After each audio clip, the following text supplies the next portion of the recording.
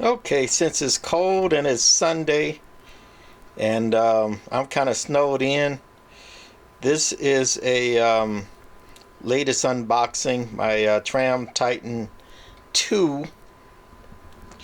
I bought it because the face looked good, even though the outer chassis there, or the outer cover, needs help.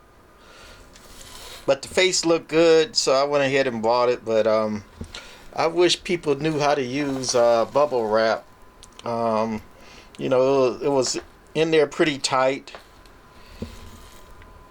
And the only thing I see, it's got a little dent around that rack handle there, and it's got another little bubble. It's hard to see with the camera on that side. That wasn't there in his pictures, so the rack handle's kind of stuck out.